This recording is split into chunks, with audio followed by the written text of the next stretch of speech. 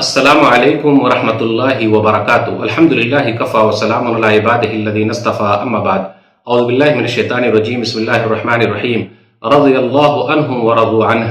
ناظرین کرام، سامعین کرام، میں نے سورہ توبہ سورہ نمبر 9 کی آیت نمبر 100 پڑھی ہے۔ اس مناسبت سے آج میرا ٹاپک ہے، کیا ابو ہریرہ رضی اللہ تعالیٰ عنہ درباری مولوی تھے؟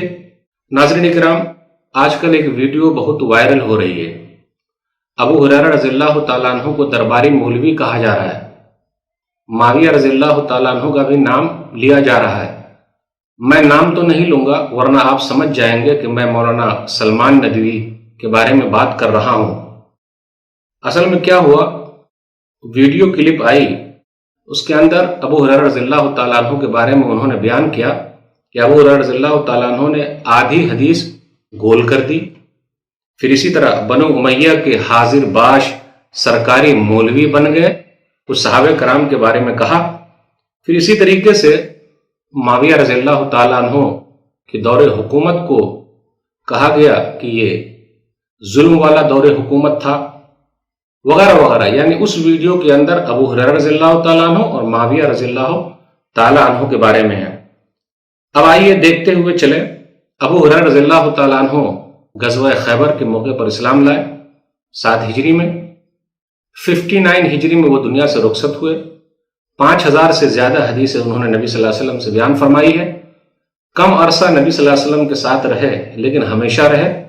دوسرے لوگوں کو اعتراض تھا کہ اتنی حدیثیں وہ کیوں بیان کرتے ہیں، تو بالآخر تحقیق کی تو پتہ چلا کہ 2000 حدیثیں ہوں گی کہ ایک دن میں 2 حدیث بیان کرنا آسان ہے۔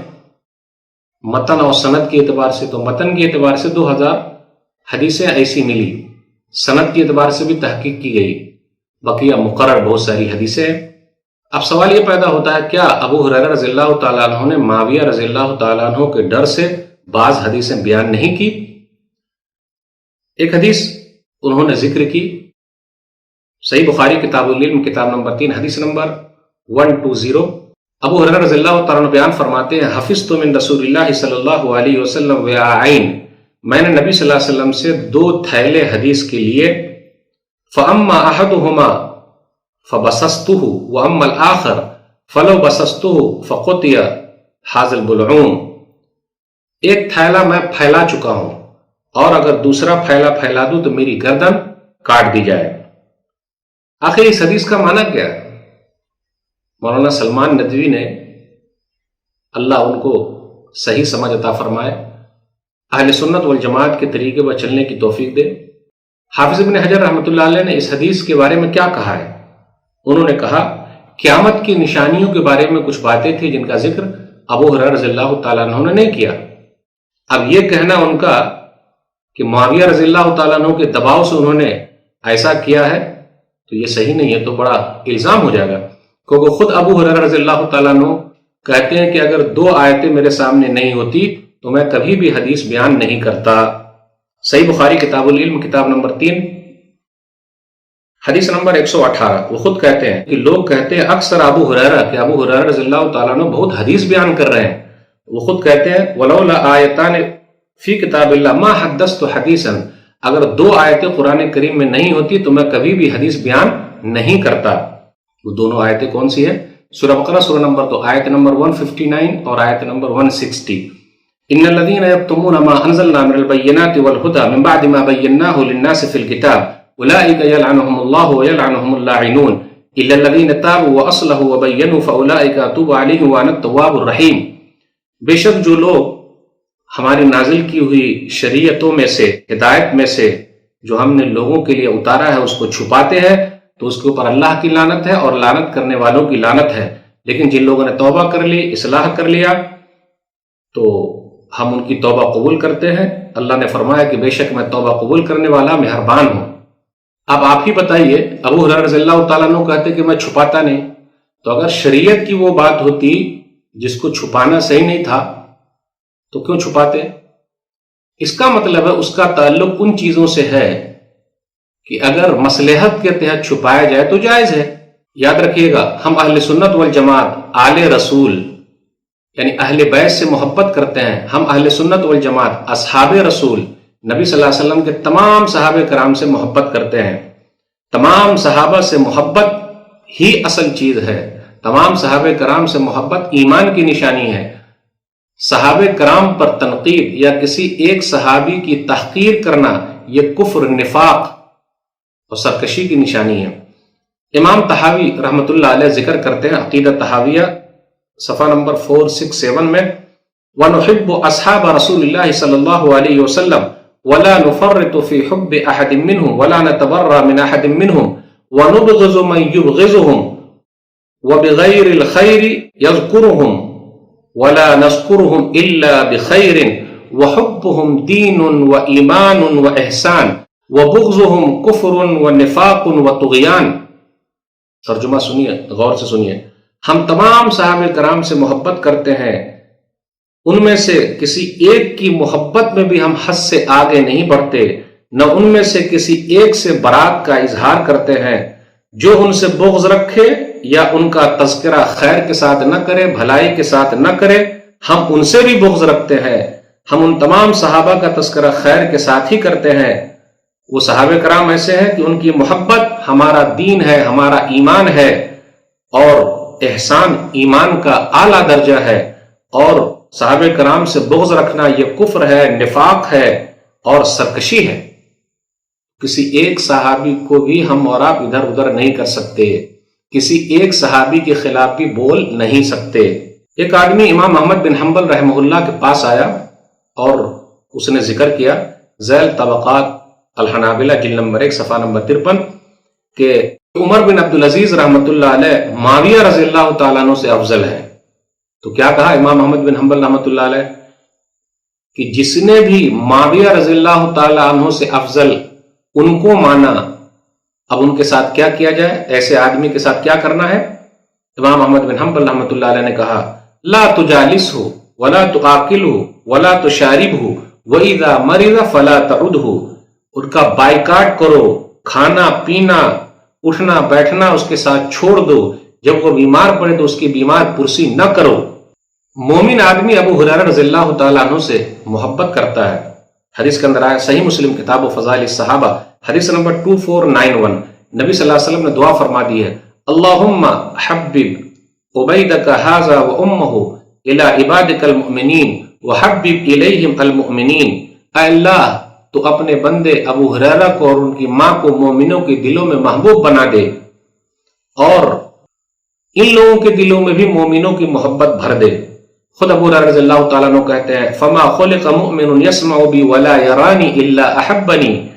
کوئی بھی مومن میرے بارے میں سنا اور مجھے دیکھا لیکن اس نے مجھ سے محبت کی. یعنی جو بھی مومن ہے جس نے مجھ کو دیکھا ہے، میرے بارے میں سنا، وہ مجھ سے محبت کرتا ہے. امام احمد بن حنبل رحمۃ اللہ علیہ نے کیا فرمایا کہ اگر کوئی کسی صحابی پر الزام لگائے تو خود اس کے اسلام کو تم غلط سمجھو.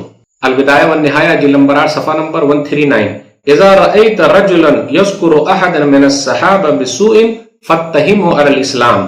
جب تم کسی کو دیکھو کہ وہ کسی بھی صحابی کی برائی کر رہا ہے تو سیدھے اس کے اسلام پر ہی سوالیہ نشان لگا دو. ہم اہل سنت والجماعت فضیلت کا معیار وہی رکھتے ہیں جو خلافت کی ترتیب ہے. ترتیبہم فی الفضل کا ترتیبہم فی الخلافہ.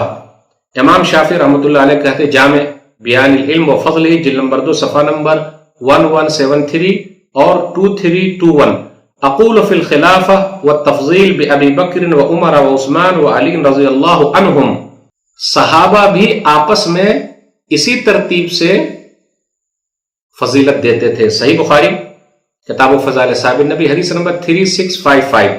عبداللہ بن عمر رضی اللہ تعالیٰ عنہ کہتے کننا نخیر بین الناس فی زمن النبی صلی اللہ علیہ وسلم فنغیر ابا بکر ثم عمر الخطاب ثم عثمان بن عفان. کہ نبی صلی اللہ علیہ وسلم کے زمانے میں بھی ہمیں انتخاب کے لیے کہا جاتا تو سب سے پہلے ابو بکر، پھر عمر، پھر عثمان. دیکھا آپ نے، یہ ترتیب تھی. اور علی رضی اللہ تعالیٰ عنہ ہم اہل سنت والجماعت کے چوتھے خلیفہ ہیں. اس لیے یہ کہنا دمادم مست قلندر علی کا پہلا نمبر یہ صحیح نہیں ہے. دمادم مست قلندر سیدنا صدیق اکبر آپ کا ہے پہلا نمبر. امام احمد بن حنبل رحمۃ اللہ علیہ سے پوچھا گیا معاویہ رضی اللہ تعالیٰ عنہ اور عمرو بن عاص رضی اللہ تعالیٰ عنہ کے بارے میں کہ کوئی آدمی ان دونوں کی تحقیر کرتا ہے، تنقیص کرتا ہے، ان کی چیزیں بیان کرتا ہے، تو کیا کہا جائے؟ ایسے شخص کو کیا کہیں؟ رافضی کہیں گے؟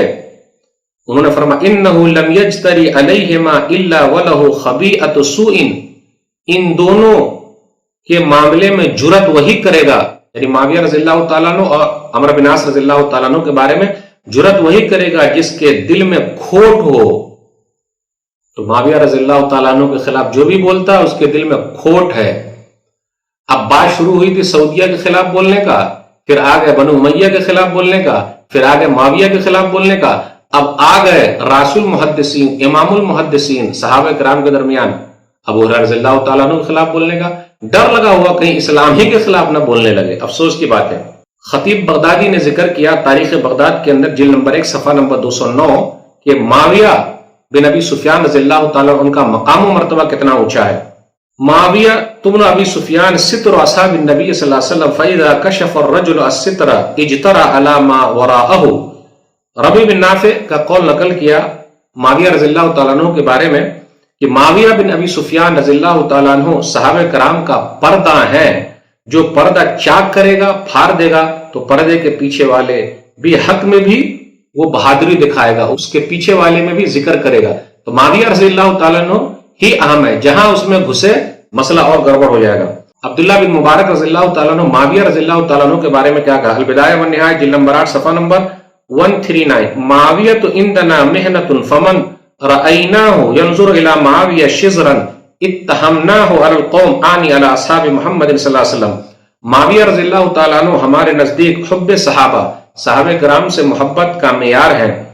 جب کسی کو ان کی طرف ترچھی نظر سے دیکھتے ہوئے پاؤ تو سمجھ جانا سارے صحابہ کے معاملے میں ایسا ہی تہمت والی بات کی جائے گی۔ دیکھا آپ نے میرے بھائیو، اس لیے یاد رکھیے گا صحابہ کرام سے محبت ایمان کی نشانی ہے۔ صحابہ کرام کی تحقیر کرنا یہ کفر، نفاق اور فسق کی نشانی ہے۔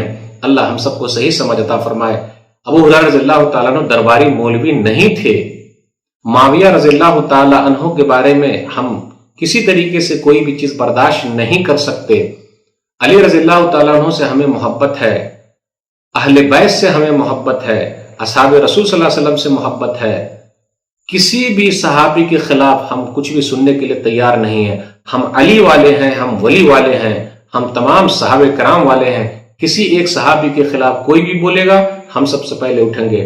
دعا کرتے ہیں کہ اللہ صحابہ کرام کی جو محبت ہے ہمارے دلوں میں بھر دے۔ جو نہیں سمجھ پا رہے ہیں اللہ تعالیٰ ان کو صحیح سمجھ عطا فرمائے۔ آمین۔ والسلام علیکم ورحمۃ اللہ وبرکاتہ۔